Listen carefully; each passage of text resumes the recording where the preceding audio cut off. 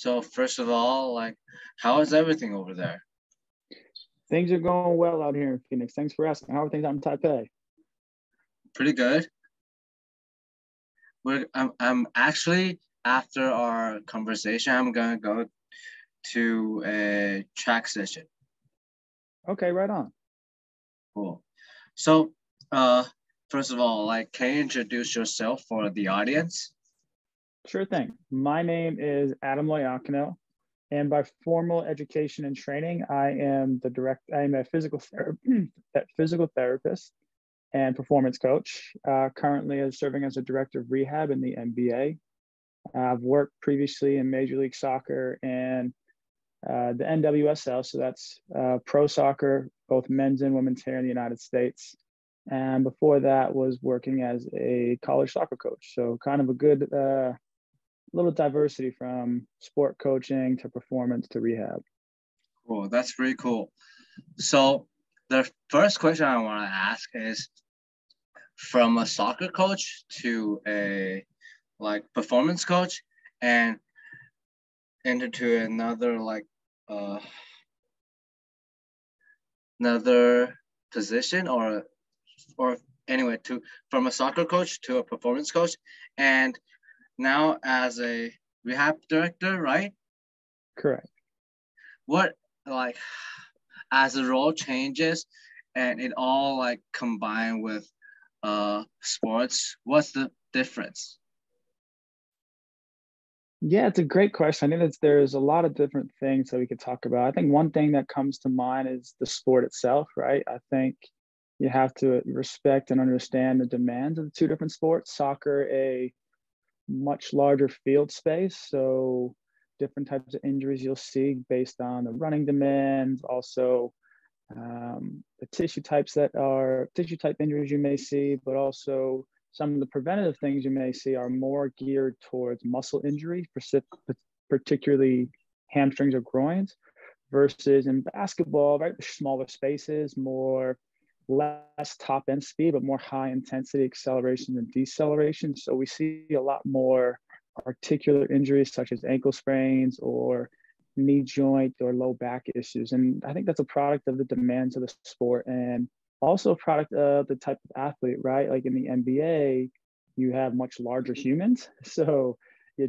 think that in itself breeds certain injury characteristics versus the smaller athlete that may exist in soccer. So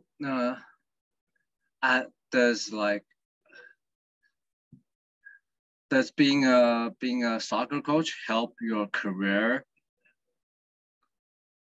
I thought so. I think coaching at any level, at any sport, in any capacity, really teaches you some of the skills of planning, commanding a room, being able to create motivation, being very adaptable, right? Like if a training session, you show up and all of a sudden you don't have as many players as you thought would, or the session's not going as planned, I think you need to flip it on its head and figure out a way to make it successful while still achieving the goal that you wanted out of it. So ultimately, I don't think you need to be a team sport coach, but I think what coaching does is provide the tools to be able to effectively implement whatever strategy, training strategy, performance coaching, rehab, whatever it may be, in a successful manner.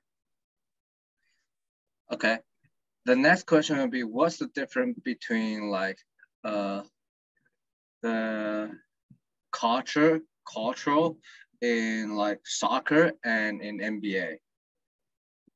Great question. They're definitely different because of the demographic. I think first off, I think soccer, what I miss about soccer is the diversity and especially the international influence, right? I remember working in the MLS, we had people from Angola, Portugal, Germany, Switzerland, Canada, United States, and then several states within the United States. So everyone kind of brings their own diverse background, which makes the locker room a pretty cool space. And then also the diverse culture within the game itself, right? Different countries play the sport differently. So you kind of see some of those influences in the technical or tactical abilities of the player. Versus in the NBA, it's predominantly an American sport. I think, with the 15 players that you have on a roster, maybe you have anywhere from 2 to 4 international players. So it's predominantly American-based sport with English-speaking individuals. And I think given those demographics, you breed this culture that is unique to each sport. Cool. So working at the NBA, there's going to be like off season and in season. Is there like, as a role as a physical therapist, what's the difference between like, what are the things you're going to do in off season and in season, and what's the difference? I think the biggest difference is just overall volume and intensity. I think in season, you have to respect the amount of games and travel that the NBA athlete does, right? So the NBA schedule averaging 3 to 4 games a week, depending on the week. So you have to acknowledge that it's a very high density of games. And if you play 3 games in 7 days, all 3 of those games may be in 3 different cities and 3 different parts of the country. So you have to account for travel. So the biggest thing that comes to mind with the difference between off season and in season is off season, high volume, in the sense that you're trying to build the biggest gas tank possible to give the most robust engine possible and you can look at that from strength and power characteristics to endurance and repeat sprint capacity, tolerance to jumping. So I think building up those volumes, eventually you're trying to build this big base, but ultimately, once you get in season, you're just going to pull and pull and pull, and you're really trying to emphasize small doses to just maintain and hopefully not have too much of a drop off and reduce injury at the same time. Cool. So I noticed that there's like different types of like technology you guys use, right? So today I kind of want to ask your thoughts about like force plates. Sure. Force plates is one piece of tech that we use, and I'll speak upon it in the context of, let's say, return to play scenario. So we do have a lot of baseline data on force plates that give us a profile of their jump and also the strategy that they may use. So when it comes to implementing training strategies, we'll kind of give them what they don't have and touch upon the things that they do really well. And then when we get into the return to play rehab, what we're trying to do is looking at some of the key metrics within the force plates to then bring them back to a level of baseline. So if they, let's for a lack of better terms, they start at 100 baseline, they get injured, and then when they are cleared and capable of doing a reassessment, they're only at 75. Well, we're trying to bring them back up to 100. And what the cool thing about the force plates is, with all the inputs that we're given from that, we can really tailor their training and rehab program to target the areas that they are deficient in to then bring them back up to an acceptable level where they can perform at a high level. So is there like certain movement you're going to do on force plate when we talk about like return to play? Primarily, we're looking at a CMJ, so a counter movement jump, where their hands are on their hips and they're doing anywhere from 3 to 5 reps with rest in between. So looking at single efforts, and that's the primary movement that we use on the force plates. So besides counter movement jump, are you gonna do anything like rotation? Because I noticed there's like force plate that can like measure the different force from different vector, right? Yeah, some force plates out there can do that. Unfortunately, we don't have the technology right now in-house to reliably look at that data. I believe some of that data is very noisy and it's challenging to replicate some of those tests because you're dealing with multiple vectors at the same time. So currently we don't have that. I know we're exploring it and it's something we're looking into, and hopefully it's an opportunity for us down the road to explore more. One thing that came to mind that we also use it for is not only assessment, but we also utilize it early on in a rehab process, right? Because the force plates are a dual force plate. So you have right and left. So say someone's coming off an ACL injury or some sort of surgery, right? They tend to want to offload the surgical side. So a basic movement, say as a squat, we can use it as biofeedback to make sure that they're distributing weight evenly between the surgical side and the non-surgical side. So it's a great biofeedback tool for the athlete, and also gives us insight as to how much they really are unloading or loading that affected side. Cool. That's like so much question for split. So working in the NBA, there's going to be players doing a lot of like jumping, running, and probably have a lot of like knee pain or like tendon pain. So how to deal with these kind of like stuff? Yeah, tendinopathy is a very common thing, both Achilles and patellar tendinopathy. And ultimately what tendinopathy tells me is it's a load management issue, right? It may be the tendon may have been undertrained, and when you get into training camp or you get into back to playing, that because it's an untrained state or unprepared state, when you start to induce high volume, high intensity, it just can't handle it, right? And so it tells the body, hey, like, I'm not ready to do this. Vice versa, where it can also just be too much too fast, or over a long period of time, it can just be too much gradually going as you progress over time. So the way I view these is ultimately we have to manage load, whether that's from reducing impact or inducing intervention strategies that we know are beneficial to tendons, because tendons respond well to load. We know that from the research, that we want to load the tendons, but we want to load them in a non-painful way. So a lot of the research is focused on kind of this continuum of exercise to manage the tendinopathy. And so on the low level, what we're really talking about is isometric training, just holding positions, because isometrics do a couple things. They help increase stiffness to the tendon itself. They induce relaxation, or what the stress sharing, I think is the terminology. It's some of the Keith Barr work that he has done, or stress shielding. So trying to alleviate stress or evenly distribute stress across the tendon, and isometrics are shown to do that. While also they help manage pain. It's a great pain management tool as well. Then as you progress from like non-painful, kind of heavy isometric training, then the research suggests, hey, we need to load this heavy. And so that's where it's popped to do like heavy eccentrics or heavy, slow resistant training. And that typically in the form of some sort of back squatting, maybe even some deadlifting if it's appropriate, or some calf raising if it's an Achilles tendinopathy.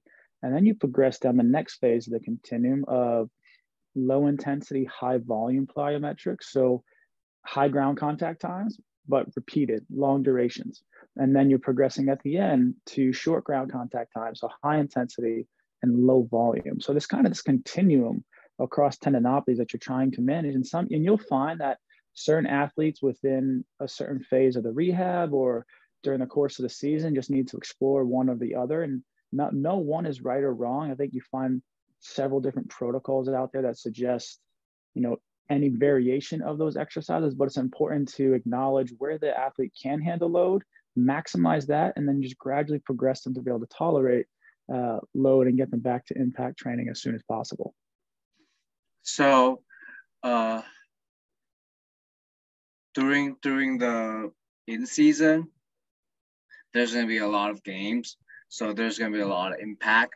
So how to like microdose these kind of like isometric or like heavy and slow movement into like your training or like your rehab session? Great question. And I think it's one that's grown popular traction over recent years, given how much we've learned about tendon health and how much games we play. So I know our performance staff, our strength and conditioning coaches do a fantastic job of, like you said, microdosing the exercises by primarily doing them in short sessions, because we see them so often that a lot of it's either happening pre-game or pre-practice. And they're just small, maybe 2 at most 3 sets, or they're doing it, and they might even be doing it daily. And they do a great job of kind of cycling. Is it going to be a high intensity day? Is it going to be a low intensity day? Is it extensive, intensive? And our staff does a great job cycling those things based on the demands of the schedule as well. So to answer your question, there's no exact science to it, but small doses, pre-practice, pre-game, just trying to create a routine, even post-game. But a lot of NBA teams are in the camp of doing post-game lifts, primarily because if you're going to induce a high intensity stimulus, the best time to do it is immediately after the game to then allow the largest recovery time before the next game, rather than trying to have a high intensity game, then the next day in practice have a high intensity lifting session, and ultimately the athlete's doing something high intensity every day. So I think a lot of teams, in particular our team as well, implement the post-game lifts where they may do some of those eccentrics, they may do some of those isometrics to help with tendon health. You mentioned that there's some teams they're going to use like pre-game lift, and there's some teams that are going to do post-game lift, right? So what do you think is the difference between like pre-game and post-game? I think pre-game lift is kind of both psychological and physiological. I think psychologically it's routine and habit. And when athletes have that's the premise of a pre-game routine, a pre-game ritual, so to speak. It kind of gives them the comfort and space of like, okay, I am gearing up to play a game and I'm going to do the same exact thing to get my mind right and my body right. And so I think the pre-game routine does that for them psychologically, because they're not really loading too heavy and they're not doing too much load pre-game, because ultimately they're just prepping to play a game, the most intense thing they're going to do in the course of a season. Post-game lift, the purpose of that is, if it fits within the schedule, given the game density, trying to elicit some sort of physiological adaptation, whether it be neurological, whether it be geared towards tendon health, whether it be geared towards muscle health, whatever it may be, just keeping it short and sweet and making the main thing be the main thing. And that's how I, from my perspective, view how our staff and I've seen other teams manage pre-game and post-game lifting sessions. So I noticed that game day lift are getting like more attention, no matter it's in like basketball, baseball, or like any sport, right?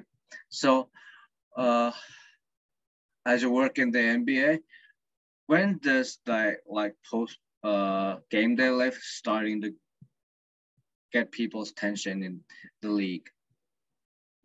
Not quite sure I follow. Like, are you referring to as like when has it gotten traction? When is it being popular, or when is it become mainstream? I mean, when does like coaches in the NBA starting like to do the game day lift? I think you mean like within the course of a season? Yeah. Yeah, I think from game one. I just keep make it a habit, make it a ritual. I think the sooner you start it and you program it appropriately, right? You're not going to do something too heavy, too fast, too soon, too much volume, too much intensity, too soon. So his periodization scheme or periodization model fits within that as well, where you're trying to build up what the tolerance of these athletes doing, and then you're maintaining over the course of the season. So I think from game one, I think you can start doing some of those things and then building them over time or unloading them over time based on the density of the schedule. So I'm sorry that probably I asked it the wrong way. I mean, like it's the concept is getting like popular these days. These like I think last few years, right? So like when this like concept getting started in the or getting the traction to the performance coach in NBA? Is it like a few years ago, or is it like maybe like a decade ago?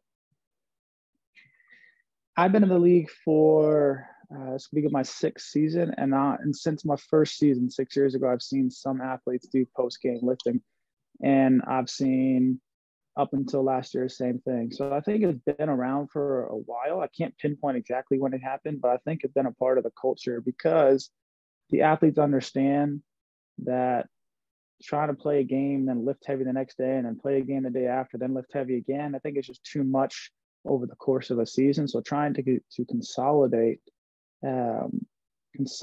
those high intensity sessions on the days that are meant to be high intensity is what I've seen to have success within the league. And that dates back to when I first came in the league back in 6 seasons ago. Cool. Sorry about my poor English. No worries. We got to the answer. Not a problem. Cool. So the next question I want to go to like the ACL injury. So there's also a lot of like athletes playing NBA got ACL injury, no matter they tear it or they're gonna go through a surgery.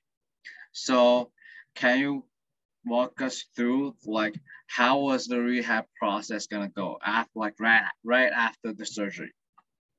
Sure.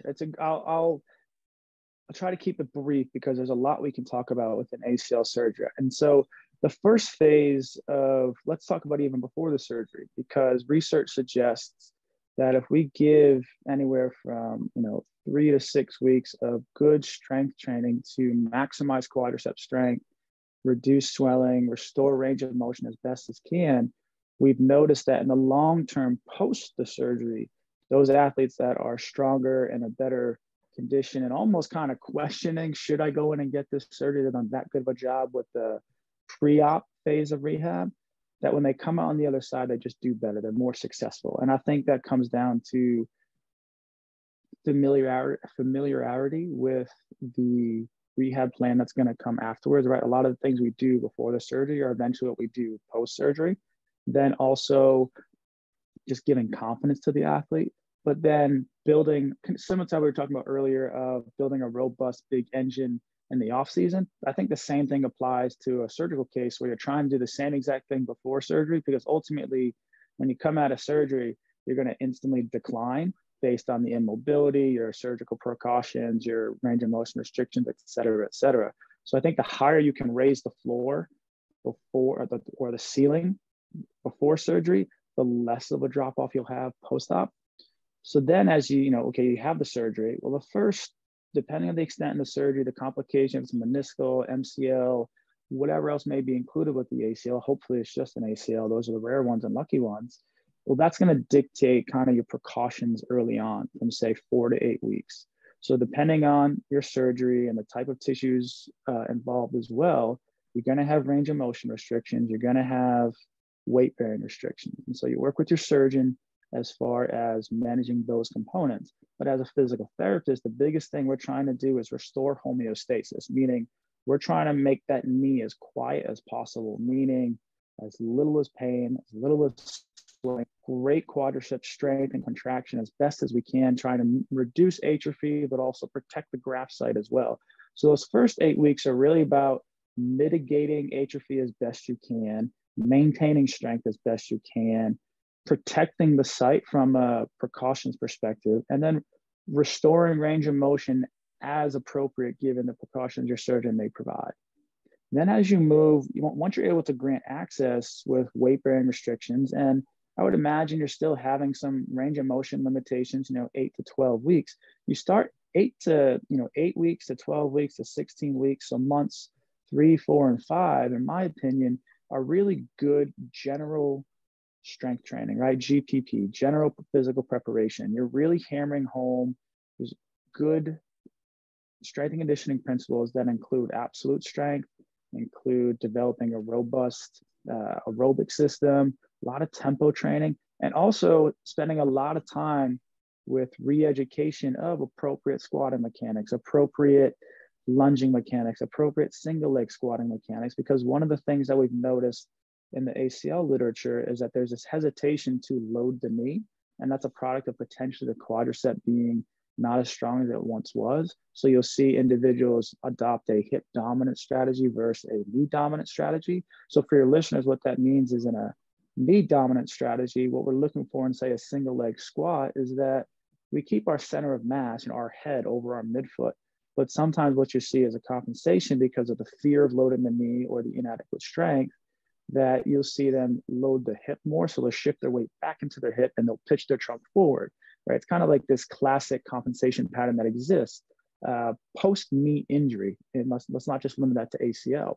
So those next 3 months, I think, like I said, months 3, 4, and 5, really just trying to hammer home good foundation of strength and mechanics and comfort within those ranges, because ultimately, once you get to the phases of being able to tolerate higher loads, higher intensities, higher volume, we don't want to be focusing on the minutia of the mechanics. And we want to be able to just get to a place where we, 5, 6 months down the road, you wouldn't even know this person had ACL surgery and you're in a phase of reconditioning and retraining to get to a high performance. And so that final phase of rehab to me is the same phase as like off-season conditioning. It's going to be a lot of volume to stimulate hypertrophy. It's going to be implementing higher velocities as they progress with adequate strength and are tolerating it well. You're also going to start impact training gradually, and you're going to monitor how the knee presents with swelling or pain. And ultimately, impact and high velocities are going to kind of dictate toward your end of your rehab, but you're also going to monitor how they're responding. And that's where I think a lot of the criteria-based rehab has come into play, where you see anywhere that those stages can last anywhere from 4 to 6 months. And the research has shown us that even when you get to 12 months, right, the ACL graft is still maturing. So kind of question, should we be clearing individuals to return to sport before 12 months? And one research paper that is pretty popular in the ACL culture is if once you get to 9 months, every month beyond 9 months, months 9, 10, 11, and 12, if you delay return to sport, it decreases the likelihood of a re-injury. So I'm in the camp of delaying that as best we can. And I err on the side of caution with such a major surgery as ACL reconstruction. So ultimately, I think it's a 12 to 14 month process where you're really just trying to get this athlete back to a place where they're comfortable while also acknowledging the constraints you have from a biological healing process of the ACL graft itself.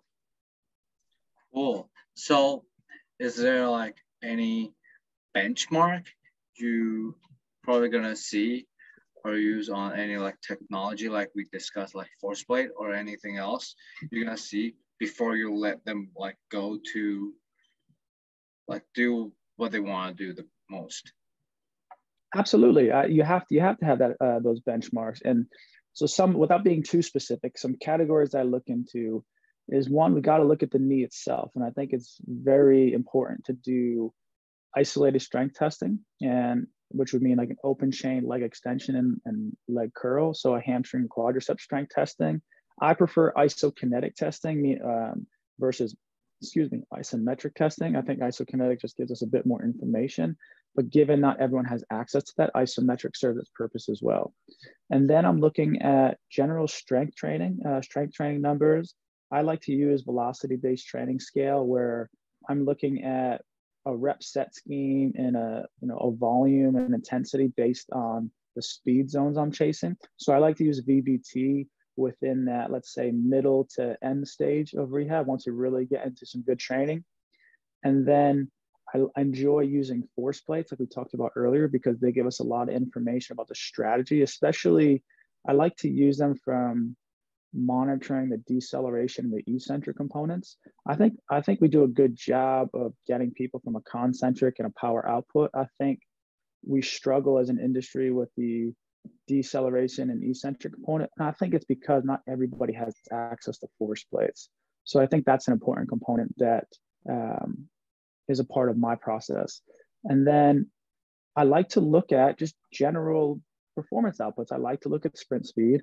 I like to look at agility speed. I like to use a 505. I like to use a full court sprint.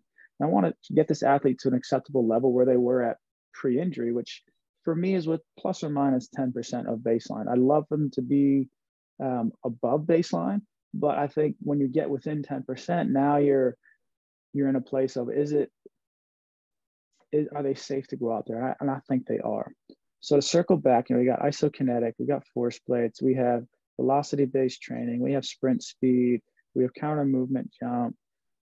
And then you kind of using a graded exposure to the basketball game itself, where we're dosing the intensity of the drills, right? We're going to go from 1v1 to 3v3 to 5v5 and monitoring the volume of those as they progress through basketball, vice versa, saying, hey, you've hit all these benchmarks in the PT room, you've hit all these benchmarks in the strength training room, go play basketball. I think we can do a really good job of monitoring what they're doing on the court simply by manipulating the variables of number of players and opponents, the size of the space, and the overall duration that they're out there. And I think you do all of those things, they can integrate with one another, tying in the strength and conditioning, tying in the sport coaches.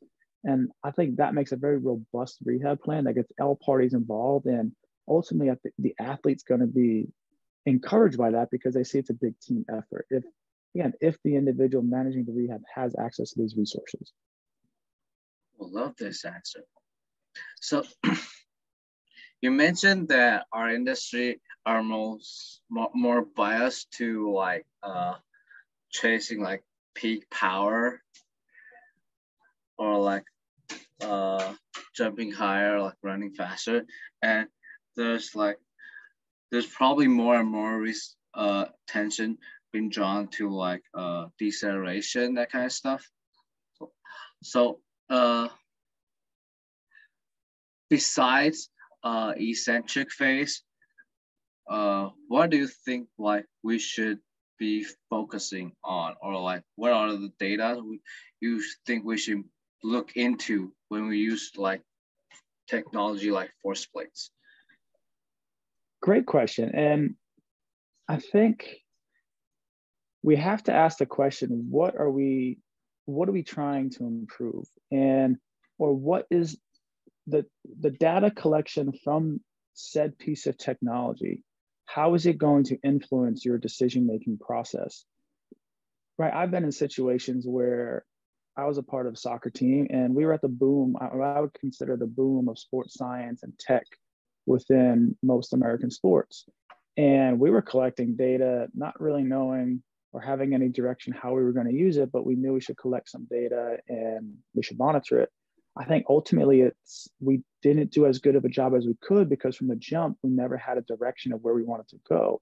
So I think anytime you go to implement technology, we have to understand what question are we trying to answer, or how are we going to utilize the data or the results that we get to influence our day-to-day decision-making within our training strategies, within our rehab strategies and interventions. So I don't necessarily think there's one specific piece of tech or one specific variable that we should all be looking at or using.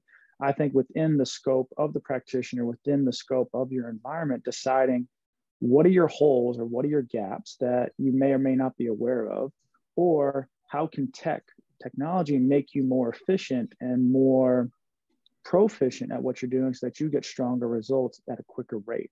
So I think that's where my mind goes when it comes to implementing tech and deciding what variables or what piece of tech to look at.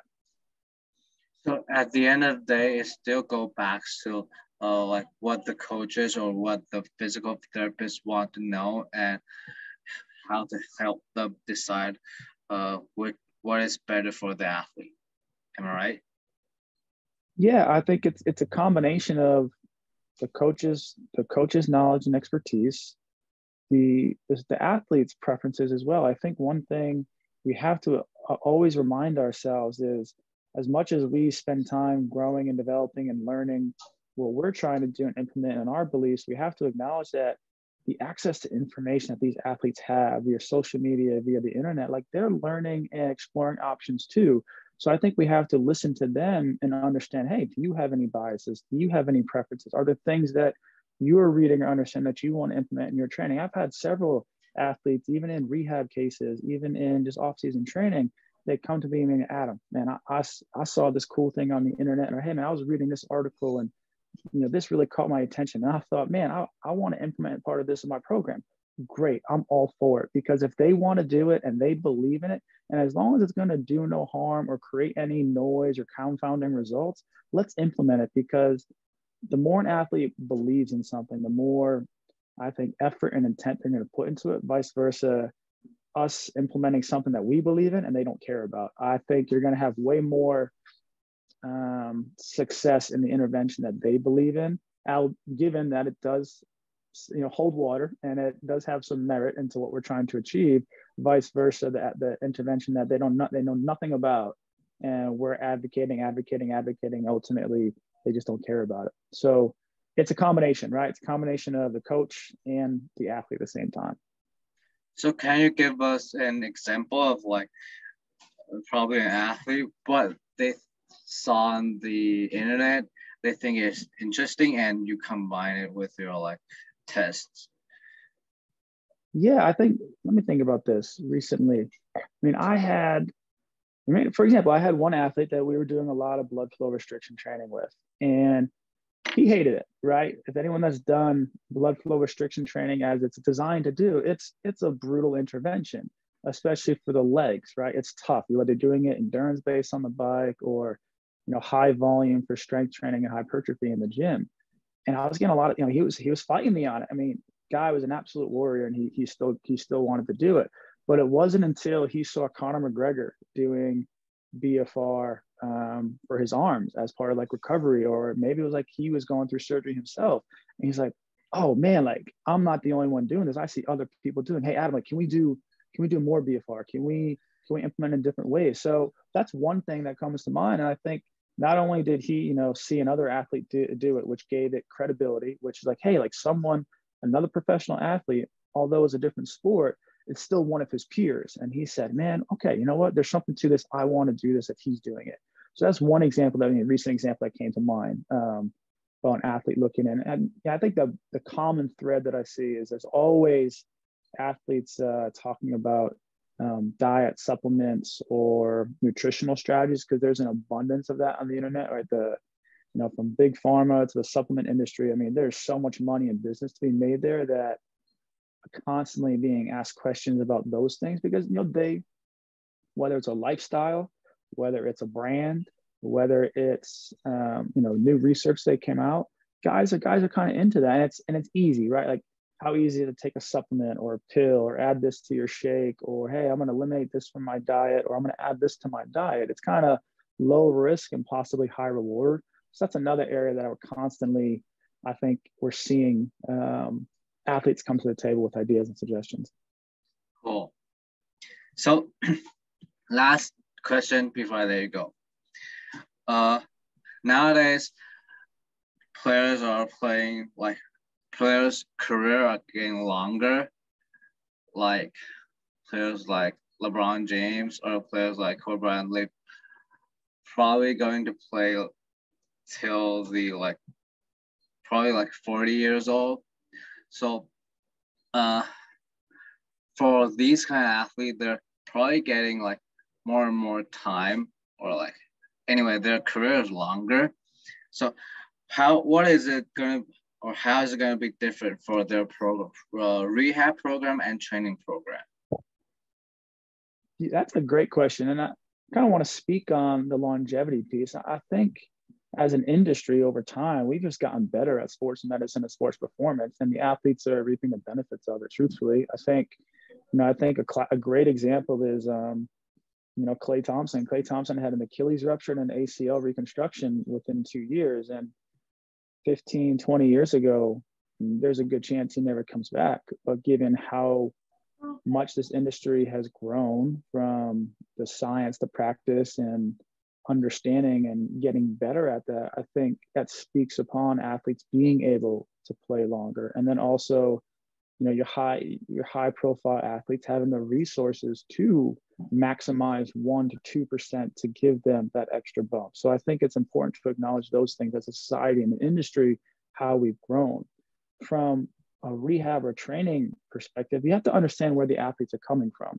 And so if you have an athlete that has a lot of mileage on them, you have an athlete that's older, you got to respect biology, right? An athlete that's 35 years old, we know from longevity, we start to see, strength and muscle mass losses, year turnover, right? I think it's possibly as early as 35 years old, you start to see a 1% to 3% decline in muscle mass and strength. So I think as you get to those older athletes, it's just understanding, hey, they're just an older human and they're battling just age-related decline, possibly in certain aspects. But we know that exercise, we know that strength training, we know that endurance training can mitigate those and reduce the likelihood of those things occurring.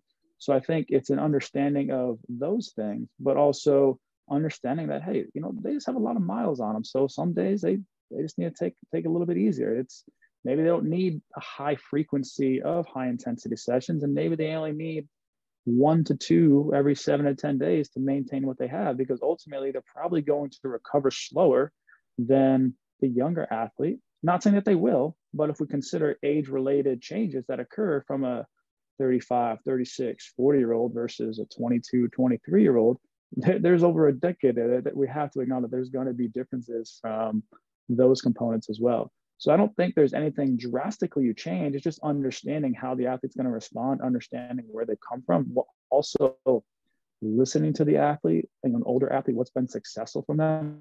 If you have to imagine, unless they've consistently had an individual team for them for most of their career, they've probably experienced a dozen strength coaches, a dozen, physical therapists, a dozen massage therapists. I'm sure they've tried a lot of stuff, and they probably know their body better than most, if not all. So I think it's important to listen to them and work with them as far as what works, and providing your input when inquired about, and providing your advice in certain situations. But ultimately, my experience with those older athletes is you're kind of just working with them and listening to them. They really know what works, and ultimately, they're the one driving the car, not you. So kind of got to get on board. And does this kind of like go back to like what you mentioned, like instead of just looking at like peak power, peak force, things like deceleration, eccentric strength, it's gonna help them more? That's a tough question to answer in absolute, because I prefer to understand, hey, what if you run your testing battery, where are they deficient? Where are there gaps? Versus, saying, hey, everybody needs to work on eccentrics, everybody needs to work on peak power. No, I think some athletes are just more prone to being very good, braking systems. Some athletes are really good with a good gas pedal, right? That's just part of like morphology, their archetype, their genetic makeup. So it's important to acknowledge those things, right? Let's use the example. If you take, a Norwegian athlete versus a Jamaican athlete, based on just genetics, a Norwegian athlete most likely is going to be pretty good in endurance-based sports, and the Jamaican athletes probably be better at, sprinting sports or fast-paced sports, right? That we've seen that in the research and the science. So I use that as examples to suggest, hey, let's pause and take a break and say, hey, what exactly does this athlete need based on whatever assessments and testing better I want to put them through? And also, hey, how long have they been playing? Are they young? Are they an old athlete? Let's consider age-related changes that may influence kind of the decision-making process. Hey, is there some things that they have worked with that have been successful? Things that like, hey, I've tried this just didn't work for me. And then kind of piecing that big old puzzle together and say, hey, here's your plan. So that's like all the questions I have for today. So if there's like any like coaches or therapists are interested in what we are talking about today, where can they reach out to you? Sure thing, man. This was fun. I appreciate you reaching out, and they can certainly reach out over Instagram. That's kind of the social media platform I interact with the most. So happy to connect with anyone over Instagram as well. Cool.